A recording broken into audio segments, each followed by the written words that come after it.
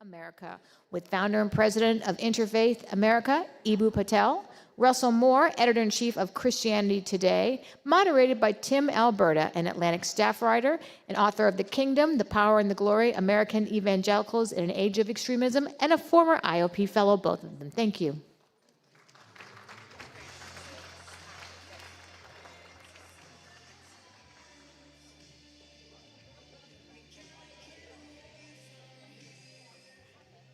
Good afternoon.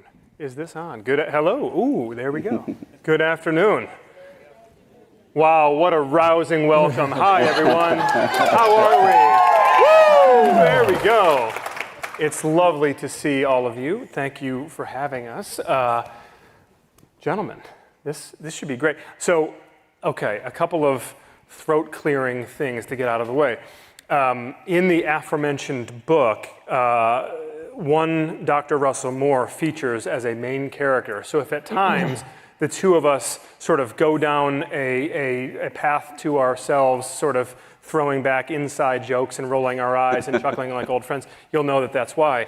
Now, I actually had the good fortune of meeting Eboo for the first time a couple of years ago at an event that was out in California, and Dr. Moore happened to be there as well. So the three of us are sort of old chums. This is our first time just piloting this group, but maybe we'll turn it into sort of a traveling roadshow if the response is good enough. We'll see. So far, not so good. You guys seem really fired up for this. It's a pleasure to be with you guys. We have so much to tackle and not a ton of time in which to tackle it. So I want to dive in. Dr. Moore, I want to start with you. It's very interesting to me when I think about my upbringing in the Midwest in a small town, not quite sure you would classify it as rural, but certainly was not urban, much closer to rural than to urban. Your upbringing in the South, I think, could be categorized in the same way. And when we think about the ways that cities were described to us in the evangelical Christian subculture that we were raised in, I think there was always something wicked, something deviant to be associated with the city when you were a kid. And I think some of this, in fairness, probably ties in with how Scripture, much of Scripture, particularly in the Old Testament, uses cities as a stand-in for sort of a symbol of human depravity, right? And I think growing up with that, there was always this conversation around, how do we, the good Christians out in the country, how do we reach these city folk who don't know the Lord? Yeah, I see a few heads nodding, right? And the really fascinating thing to me, at least in my travels and in writing the book over the last 4 or 5 years, was to witness time and time again how many of the really growing, flourishing, healthy churches were to be found in the cities.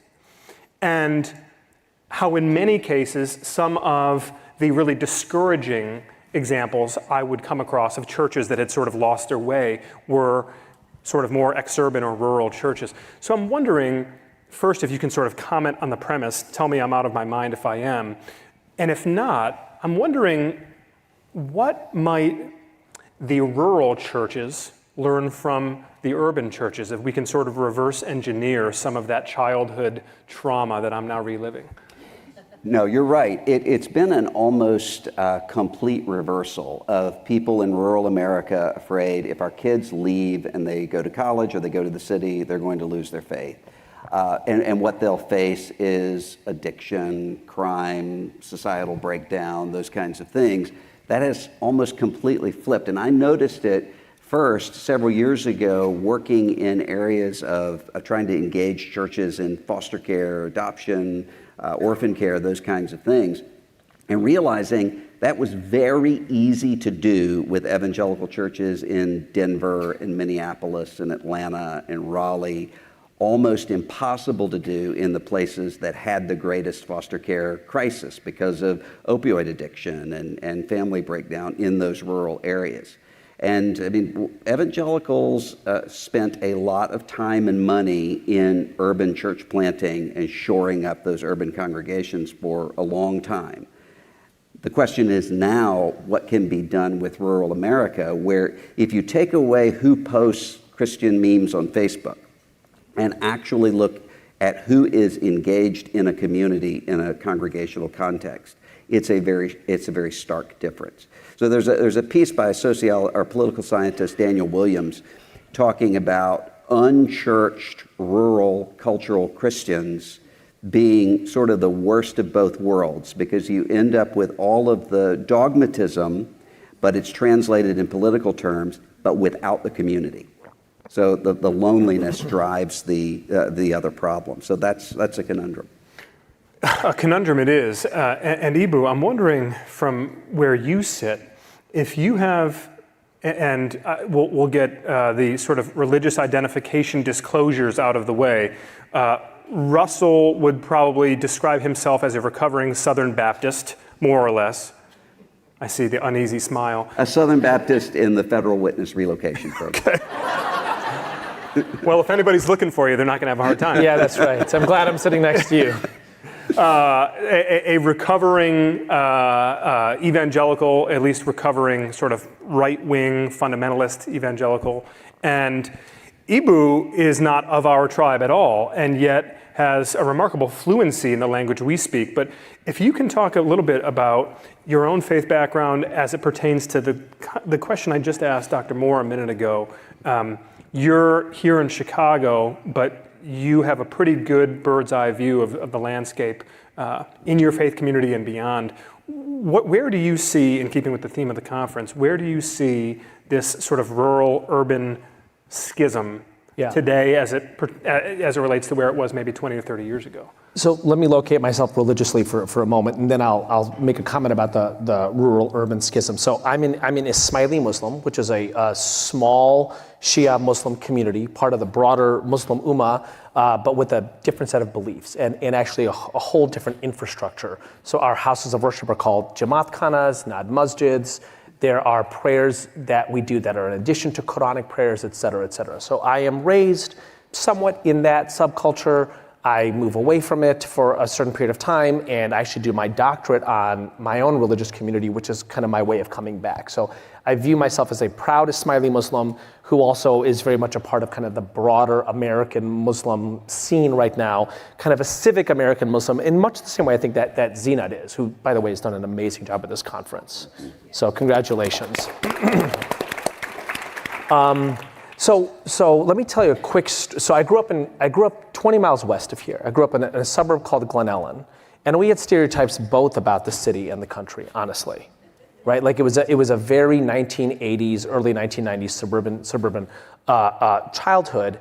But let me tell you a quick story that maybe embodies my particular urban view of the rural right now. So I'm reading some Atlantic or New Yorker article in the living room one night a few years ago, and it quotes, I think it's a Bill Bishop line, that 70% of people who live in a county with a Whole Foods vote Democrat, and 70% of people that live in a county with a Cracker Barrel vote Republican. So I'm reading this, and I'm kind of struck by this, so I say it out loud, right? And my family's there, my wife and 2 kids, and one of my kids says, "What's Cracker Barrel?" Oh, yeah. You teach that boy. But that's like, I thought to myself, you don't even know enough about the world outside of Whole Foods America to imagine the monsters there. Right? Like I knew enough about the world outside of my world to imagine the monsters there. Like I had stereotypes about it. My kids don't even know it exists. And I don't think that they are the exception for multicultural, urban, progressive America. And I can't decide, as you're saying that, I can't decide which is worse. I really can't, right? I mean, there is a world in which children who are raised in deep blue enclaves and go to prestigious universities and marry someone who had the same upbringing and then have their children and put down roots and buy a house in those same sorts of areas, they might not truly ever come into any real sustained engagement, good faith engagement with people outside of those bubbles. And there are surely some of you listening who are saying, well, it's sort of always been that way. And I guess I'm wondering, has it? Has it always been that way? There does, I'm a little bit younger than both of you gentlemen, not that much younger, I'm not trying to insult you, but I sort of identify with what you're saying there, that as a kid growing up in sort of exurban, Midwest, working middle class culture, I feel like I had at least something of a footprint in both of those other worlds. Dr. Moore, is what Eboo's describing to you there, does it strike you as new or a more recent phenomenon, and sort of tie the faith element back into it? Because this siloing effect in society, this self-selection phenomenon that we're dealing with, is pretty intense across the board, but we're really seeing it in the church. Well, I think what we see is what Eboo is describing is coming more from the urban toward the rural, not knowing that they exist. In the other direction, there's often a sense of we're being persecuted, or we're being humiliated, or we're being condescended to. So there is an awareness of the urban, even if it is a stereotype. And that has become sharper and more distinct. I think there's also more of a sense of identity as being either an urban or a rural American in a way that would not have been the case before. And I don't know what all the factors driving that would be. But even in terms of religious community life, there was a time a few years ago when urban churches were largely made up of rural people who had come to the city and were finding each other. And sort of a Southern Baptist church in Detroit is auto workers who had come from Alabama and Georgia, and Sure. find each other and drink sweet tea together and kind of rebuild the community. That's no longer the case. And there's a stark difference even within religious communities between urban, ex-urban, and rural. Having spent much of your life here, well, it sounds like almost your entire life here, obviously you were in D.C. for some period working in the Obama administration. Actually, no, I was on an advisory council, but so you never actually did relocate? Yeah, a day and a half at a time. Okay, No, yeah. Well, that's about, those are the highest doses. Actually, I'll put an axe to anything bigger I might have. No, I'm just kidding. Good, But no, that's... I was a Chicagoan on loan. He came home, and then, and now he's in Arizona watching spring training, and he's here, there, and everywhere. He's a man about town. But I'm wondering, in the years then that you've been a part of the sort of greater Chicagoland community, Dr. Moore put his finger on something interesting, which was this idea that the church was so widely known for sort of social welfare programming. Yeah. And how even folks who were outside of the church, be they atheists, agnostics, Hindus, Muslims, Jews, whatever, that they were able to find that sort of social welfare programming and build something of a community with across religious divides because of it. Have you seen that change, and if so, how? So I will say this, that story, that is the late 19th, early 20th century story of America, right? It's the agrarian society to industrial society, a rural society to an urban society. 1920 is the first year that more Americans live in cities than in the country. The archetypal city for that is Chicago. Those are the stories Carl Sandburg tells in his poems, right? Hull House is built here. Rotary is founded here. Right, so the city that we kind of write about and think about and dream about, and like the what is the city that kind of exemplifies the rural to urban shift, late 19th, early 20th century? It's Chicago, and the kind of buildup of these social welfare churches, et cetera, et cetera. So I think that's the trend that you're talking about makes a ton of sense to me. That's what happened a few generations ago. I will tell you the way that people in cities and suburbs, at least people kind of typically in the upper end of the class chain, experience rural life is if they go to college there. If you go to Oberlin or Kenyon or Vassar or Colgate or something like that, right? And I actually think those colleges are a remarkable bridging opportunity. These are key civic assets, right? These are stable civic assets in a rapidly changing area of America.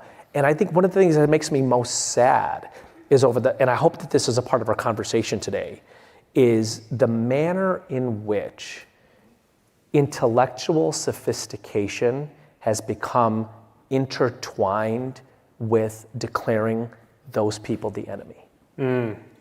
I am intellectually sophisticated to the extent that I can tell the variety of ways that you are a colonialist, imperialist, white supremacist oppressor. And I have seen this. So I'm at Oberlin a few years ago, and I'm meeting with the students of color group, right?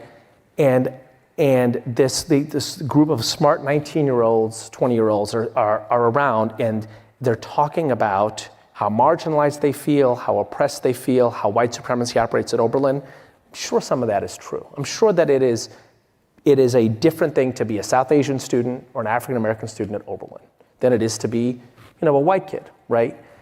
They're using all of this language, and at some point, the woman who is putting out the cookies stops, pauses, and turns around and kind of gives me this look like, seriously?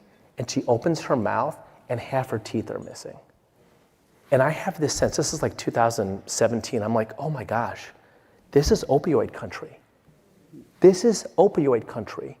And like these students, however hard it might be to be a 19-year-old South Asian at Oberlin, that is not as hard as being a mom putting out the cookies with 2 kids who are addicted. We should make this a part of the conversation. I wasn't going to go this way, but it's a wonderful opportunity to take.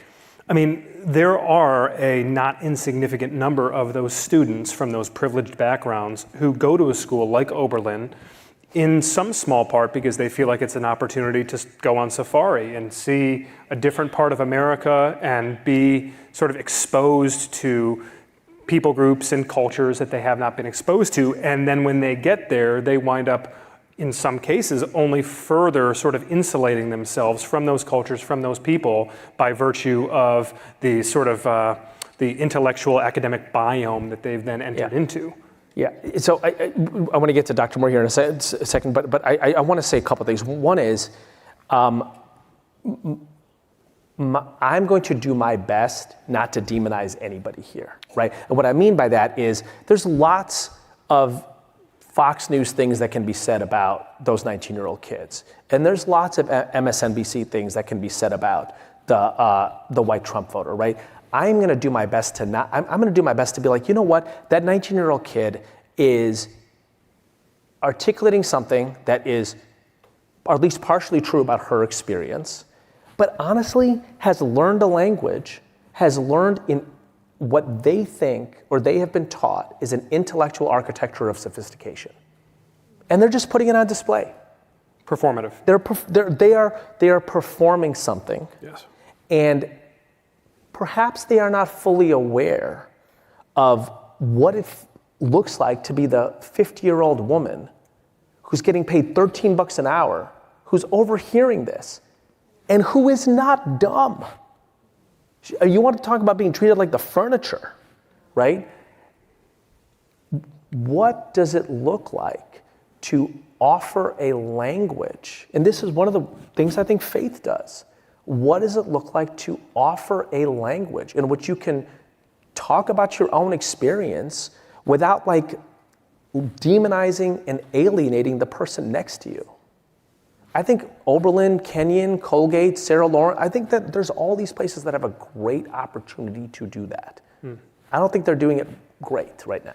And I'm struck by some of this being a not just an urban-rural challenge, a political challenge, but a generational challenge. You and I, Dr. Moore, have spent a lot of time talking about this. It's tough, and I almost do find myself hurting for and wanting to give a pass to a lot of these 19-year-olds who their entire political consciousness has been formed in the past decade during a time to which there maybe really is no precedent in American life. Certainly not a stable and sort of well-reasoned time to come of age politically and culturally and otherwise.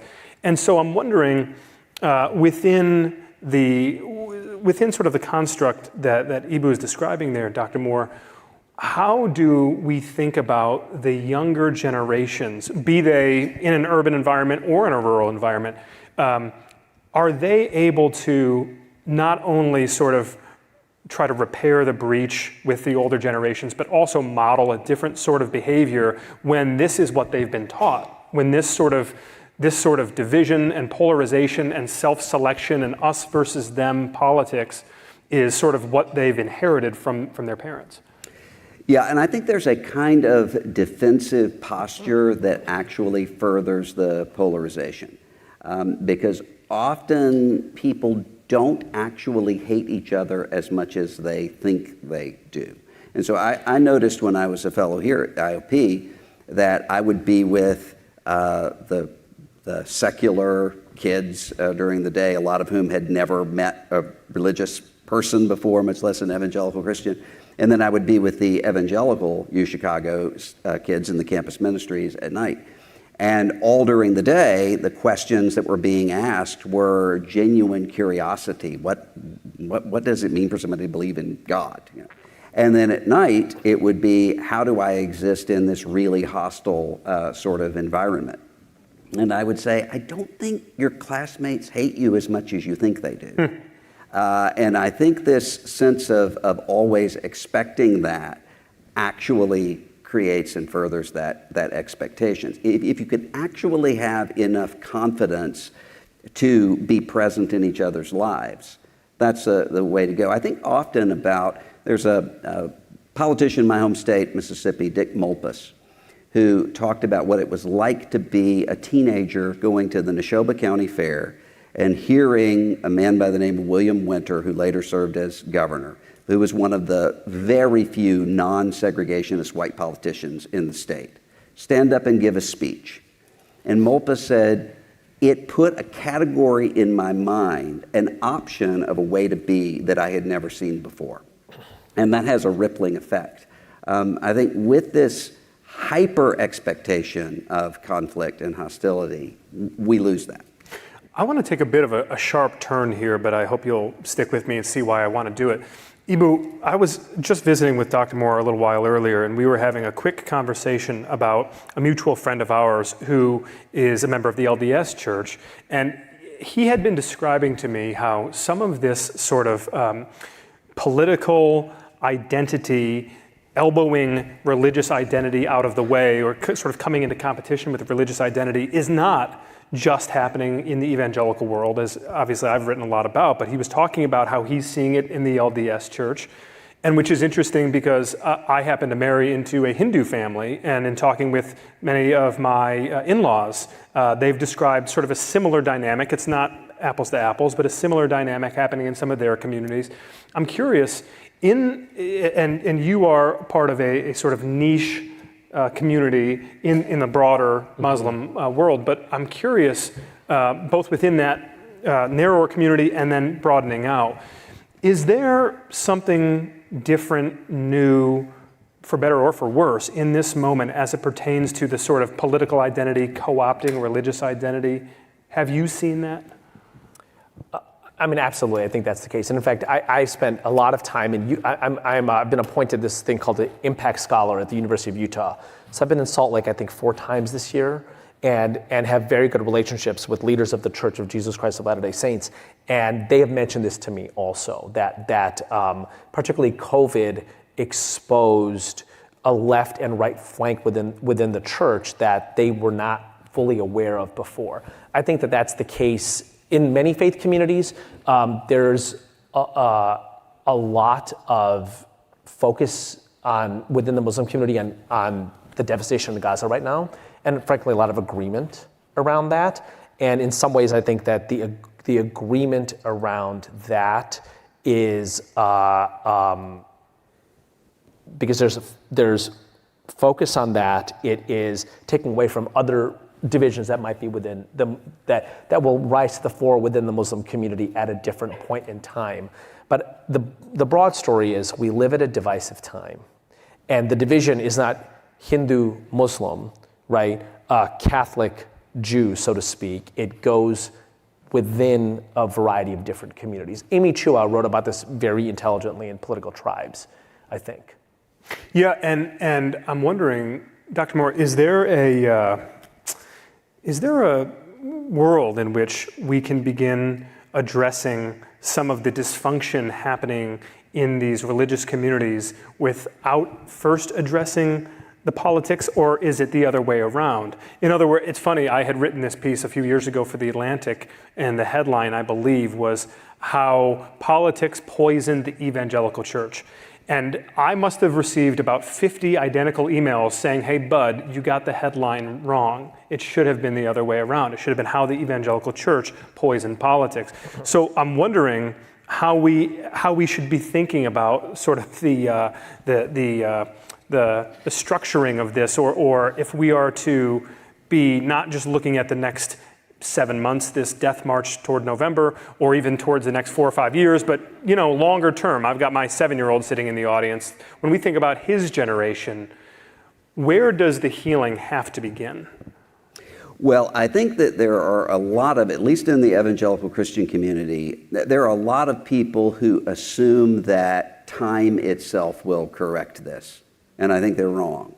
And so there's a sense of if we don't address where the problem actually is, and somehow we speak in vague generalities, we can get around this political crisis, the pull to authoritarianism, these other things, and just regroup and heal afterward. So I will often, whenever I'm talking about political engagement, a couple friends of mine and I have a curriculum for churches about how to get through polarization. People will often say, well, what's the hope? And I say, well, it depends on what you mean by hope. I mean, I'm a Christian, so long term, meaning the next 6,000 or 7,000 years, I'm hopeful. But what you usually mean is, what's the 7-step problem to be able to get through Thanksgiving and the next year of our church without mentioning the name of Donald Trump?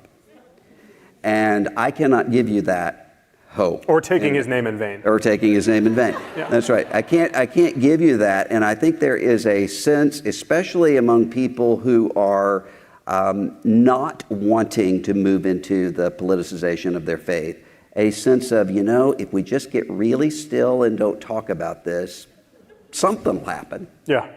And that is not working.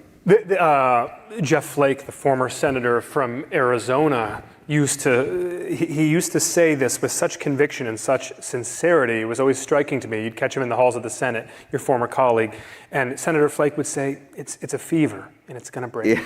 It's a fever and it's going to break. And the passive voice there was always troubling to me. It's going to break. Well, okay, what is going to break it? Eboo, what's going to break it? So, I mean, honestly, I've been saying to people since 2017 some version of that, which is, hey, at some point we're going to have, after all these years, do you still have no decency type moment, right? And the McCarthyism fever broke, and then it was just done. It was just done. Like, America went crazy for a couple of years, and I forget the gentleman, the Army gentleman who said that. Somebody will remember. Yeah, Joe Welch, right? In congressional hearings. And it was like, oh yeah, this is not who we are, right?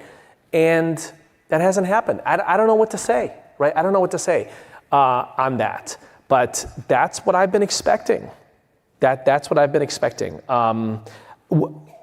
Now, I think what that should suggest is if you have a symptom that you can't figure out, maybe there's a real disease.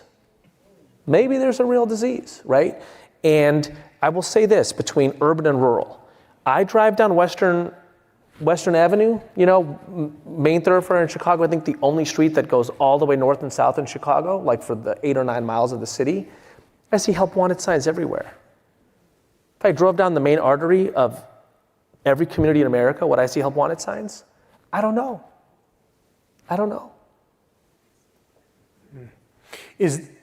I'm wondering, Dr. Moore, you wrote recently about, and you alluded to it at the top, so I just wanted to come full circle here. Richard Dawkins, for those of you who don't know, one of the more accomplished atheists. Is that a thing to call an atheist accomplished? I don't know. Maybe. If there are any atheists in the crowd, I don't mean to insult you. I'm just wondering. One of the more certainly well-recognized and well-published atheists of the last 50 years or so, sort of carrying the torch from Bertrand Russell, had said recently that he sort of considers himself to be a cultural Christian. And it's interesting because I was watching the reaction to this just online, and I think there were a number of Christians who said, well, that's a win. Count that, chalk it up. That's good. We're moving in the right direction here. And then I think there were those of us, certainly myself included, and you wrote very eloquently about this, who said, no, actually, this is really dangerous. This is really bad, because what you're effectively seeing in Dawkins saying this is what you're seeing across the culture at large, which is sort of a hollowing out of a religious tradition of its most sacred and transcendent doctrines, and then sort of using it instead as a vehicle to achieve social and political and economic ends. And it couldn't have come at a better time, obviously, because these are exactly the sorts of conversations that a lot of us in the religious space have been having in recent years. I'm curious whether, and then I've got a follow-up that's right on the nose for you about the same thing, Eboo, but I'm wondering, in the context of Dawkins and his comments recently, sort of how you synthesize that with what we're seeing across the rural-urban divide in the church, across the conservative progressive divide. There are some places that would have given you an honorary doctorate 10 years ago that wouldn't let you through the door now. So all because of their perception of what it means to truly be an evangelical or to be a Christian versus a cultural Christian. So speak to that if you can. Well, what Dawkins meant by I'm a cultural Christian is that there shouldn't be celebrations of Ramadan in the United Kingdom. We're a Christmas people and Easter people. What he meant by Christian is not them, not Muslim. I think that is a very consistent form of nihilism that is particularly dangerous. And if you look at Tobias Kramer, a scholar at Cambridge, did a study of these authoritarian populist right movements in Europe, almost all of which are using Christian symbols, Joan of Arc in France and other places. You talk to the leaders, they're often atheists, but what they mean by Christian is Dutch, French, German, typically not Muslims. That is, there's a kind of, there are a lot of secular progressive people who become really nervous with evangelical Christians who talk about evangelism, talking to people to seek to persuade them to become believers in Christ. And what I often say is, you're going to miss that when it's gone. Because what the push for people to learn how to evangelize did often is to consistently remind them, my neighbors are human beings that God loves. And my neighbors, any one of them could potentially be my future brother and sister in Christ. There's a reminder that we're not demonizing other people. So the sort of cultural Christianity that you see happening in a lot of the American right now. Ruth Graham had a piece in the New York Times the other day talking about the coarsening of the right, often using Christian terms for sexually explicit, misogynistic kind of messaging. It comes down to what one person critiqued a Christian leader several years ago, who said he's the kind of person who would rather be in a community of atheists with Christmas trees than in a community of Somali Christians. Well, that is not what it means to be a follower of Jesus of Nazareth. And I would point out that if you hadn't read Ruth Graham's story in the New York Times about this, she conjures this wonderful image of Ned Flanders, the famously pious, fastidious neighbor in The Simpsons show, who is sort of mocked for being what was at that time the caricature of this sort of goody two-shoes evangelical Christian. And that is exactly, I think, what you're saying is that what we might give now, if that was the caricature of the evangelical Christian, what we in the church would give to have this person be representative of us rather than some of the less flattering stereotypes that have emerged in recent years. Now, I'm curious, Eboo, I remember not that long ago, this was maybe a year or so ago, there was a big fuss made, certainly in internet circles, around this very prominent, very influential young man named Andrew Tate, who had said that he was converting to Islam. And it was a sort of a curious moment because there were a lot of people making a big to-do about this and saying that this could be sort of a culture-shaking moment for this young man who has millions and millions of followers across his social media feeds. And yet, when he talked of his conversion to Islam, there was almost nothing to be found in terms of religious language. It was almost entirely sort of cultural, social, identitarian language, but there was no meaningful doctrine that he was espousing. And I think this sort of runs parallel to some of what Dr. Moore is describing. Yeah. So the day after that happened, I just happened to have a physical with my doctor, my annual physical. My doctor happens to be Muslim. For the first 45 minutes, he just ranted and raved about Andrew Tate. Finally, I was like, brother, you gonna take my pulse? You know? So you need to take his. Like I think that was a flash in the pan and it was over, right? It was basically like, hey, I ran into a Muslim guy and he told me he was a patriarchal too. Let's do this, right? So, but I think that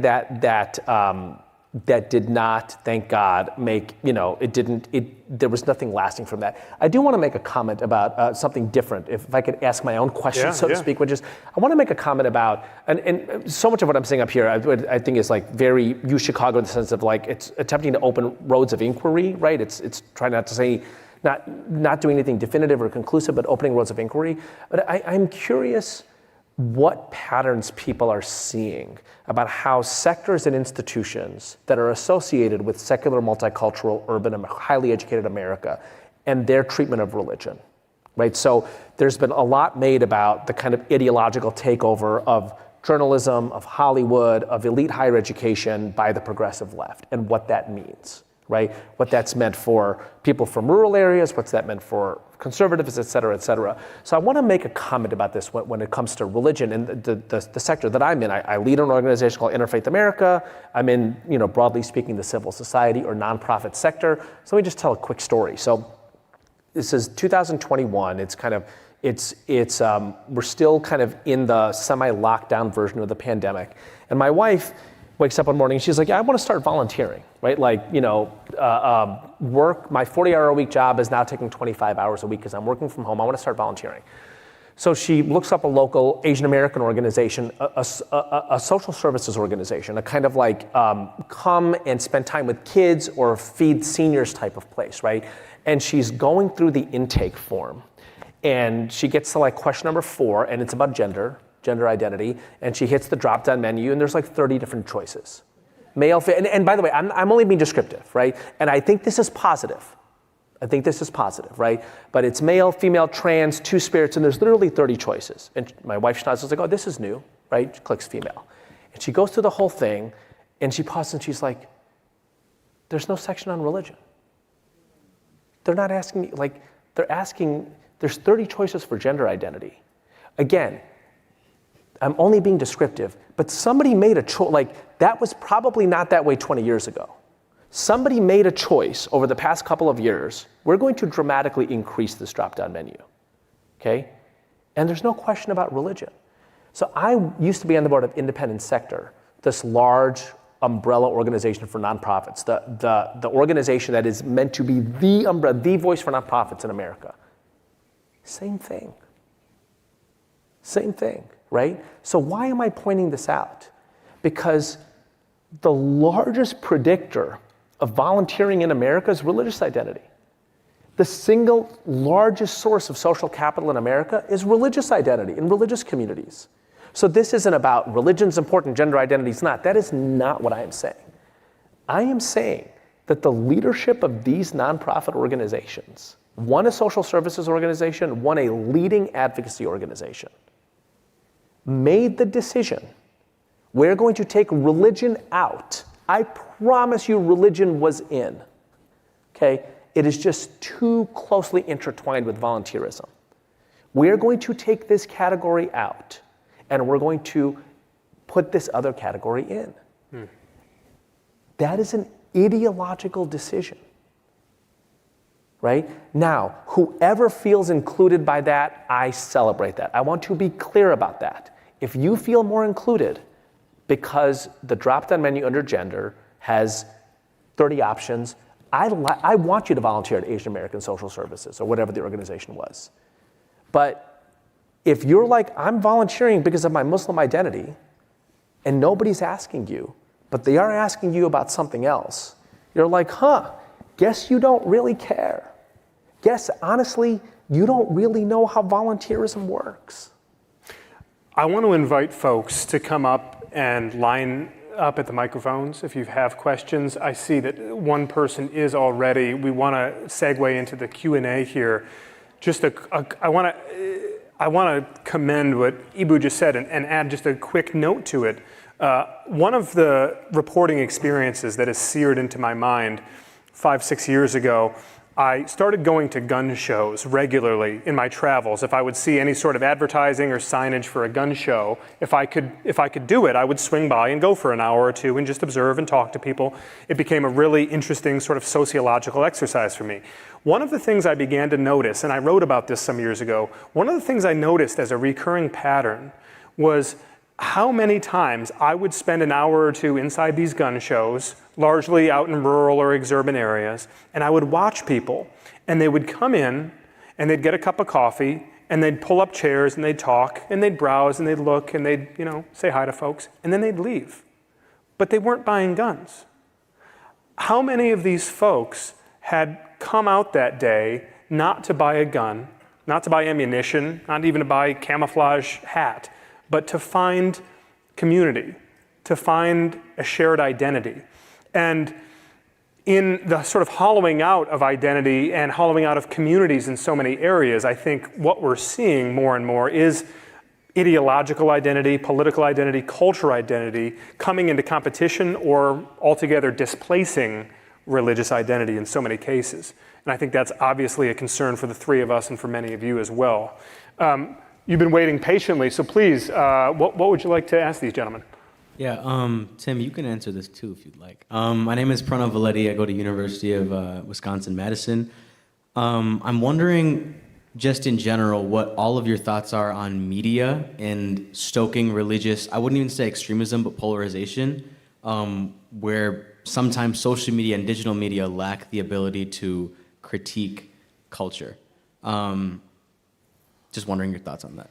The editor-in-chief of Christianity Today is with us, so you see how I got myself out of that one and threw it right to you? Yeah, I mean, one of the genuine problems that I face right now is with evangelical Christians who are sane and reasonable and actually are wanting to get past polarization, who have no idea how to evaluate sources of information. And often what they want is, give me a list of the news sources that I need to have. So when you talk to them about diversify your input and so forth, they don't know how to do that. And so I think intensive effort at just training people in America, whatever religious community, the difference between fact-checking and not. Those kinds of things is necessary. There's almost a risk of me diluting the point by adding anything to it, but the principle of discernment is a key journalistic principle, a key religious principle as far as I'm concerned in my Christian faith, but a key civic principle as well. And I think the sort of epistemological crisis we're living through now in terms of so much bad information flooding us every day and folks not understanding what to make of it. And then I also think more, even specifically to your point, there is a real lack of religious sophistication in America's biggest newsrooms. And it's a huge problem. I just had a colleague the other day who was giving an interview about this in Semaphore to Ben Smith, who founded that publication, talking about, it's an issue when you know for a fact that you are the 1 out of 100 employees in your newsroom who goes to church on Sunday mornings. That's an issue, because you know that your newsroom is not representative of the country around you, and you are supposed to be reporting for, writing for, speaking to those audiences, but you know nothing about those audiences. Please. Hi, my name is Emma Feldmeyer, and I'm a student at Washington University in St. Louis. And my question is, do you think the recent trend of our country moving away from the principle of separation of church and state has furthered the divide and polarization in our country? And if so, how do we attempt to mitigate that shift? That's for you, Dr. Moore. Well, any question I think is too hard for me, I'm going to kick to you. Amen. That's a very difficult question to answer, because there are such widely divergent definitions of what separation of church and state means.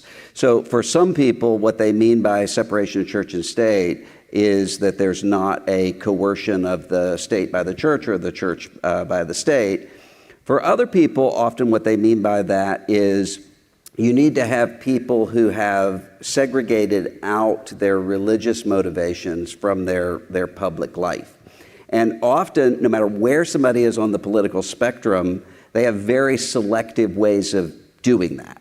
So I will often I'm working in a conservative coalition over here, but I'm over here working on, say, immigration and refugees. I'm religiously motivated because of what I believe about how humanity is made in the image of God.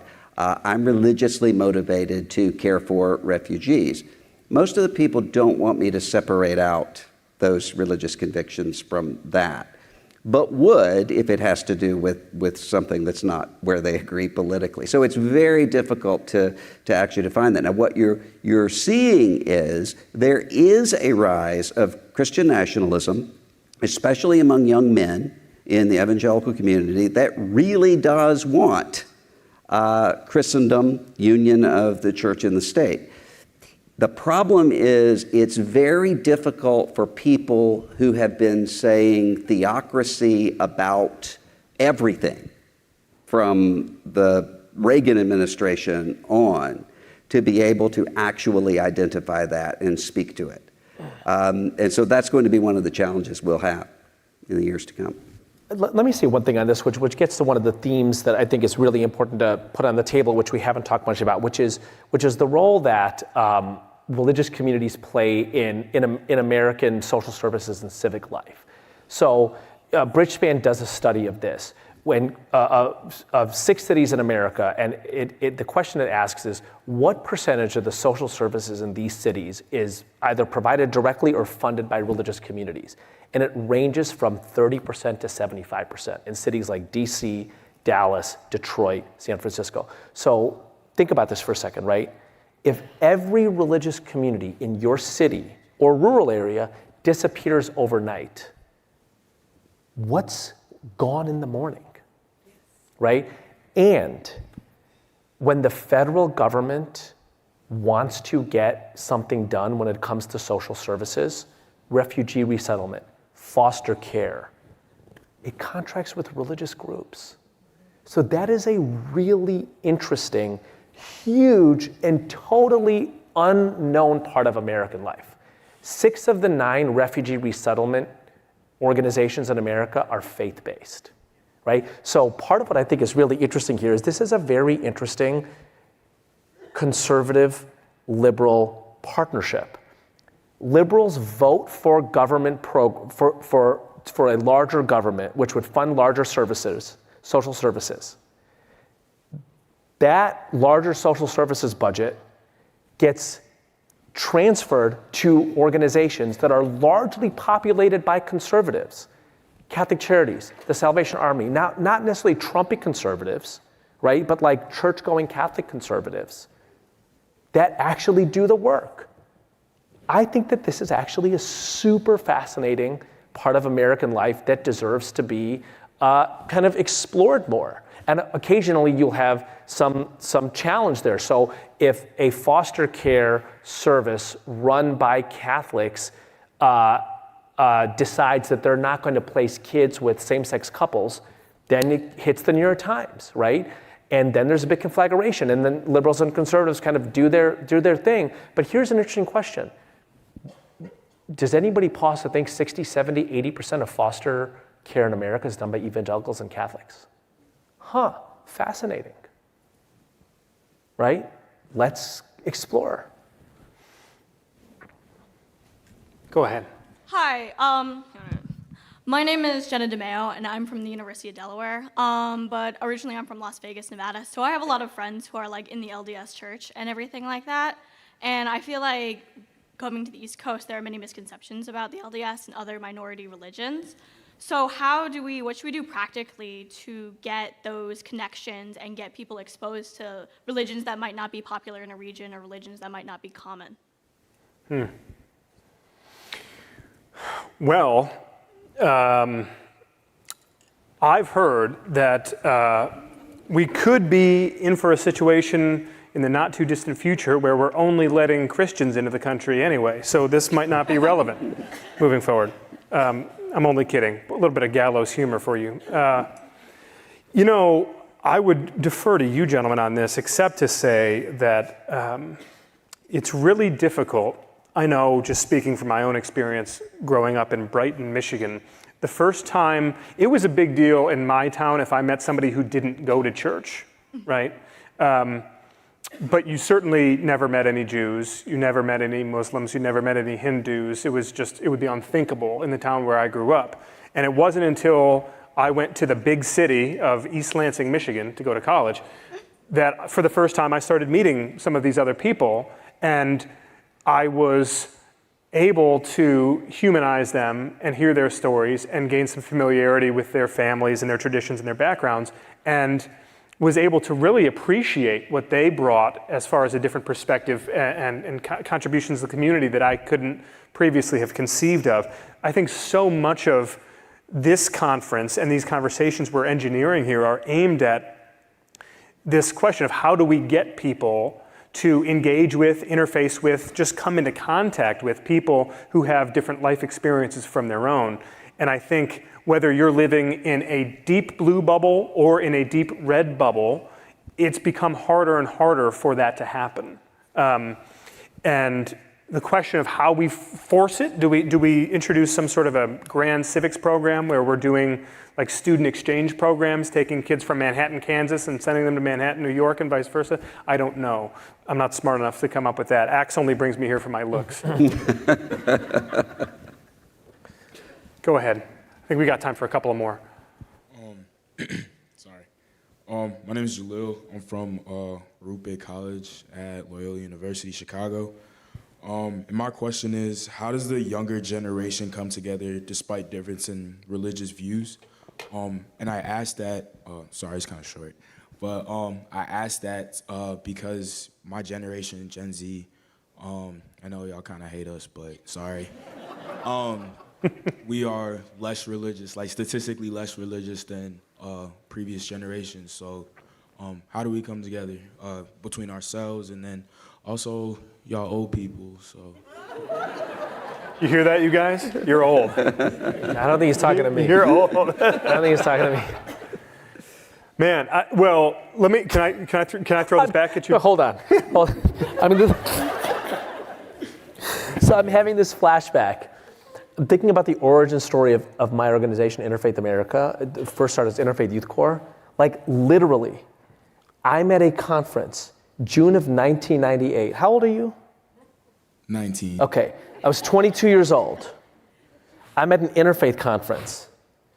And I'm there because I thought faith was so inspiring. Dorothy Day, Malcolm X, Thich Nhat Hanh, I thought faith was so inspiring. And there were a bunch of people like me now on the panel. And it was so boring. And your name is Jaleel? Yeah, it is. I literally got up and I was like, you people are boring. Literally, I did what you are doing right now. I was 22 years old. I was at this conference, United Religions Initiative Global Summit. I'm like, I don't understand a thing you're saying, and it's boring, and clearly it's because you're old. He said we were old, not boring. Yeah, but I read between the lines. It's not that hard to make that leap. All right, hey, cut this man's microphone. But Come on. I will, in direct response to you, so after I get done saying that, I'm like, where are the young people? Where's the vanguard energy? Where's the social action, right? So yeah, right, Jaleel, like what the hell, right? I get it, right? So this woman, Yolanda Trevino, comes up to me afterwards. She's like, that's a really interesting point you made. You should build that. 25 years later, I'm building it.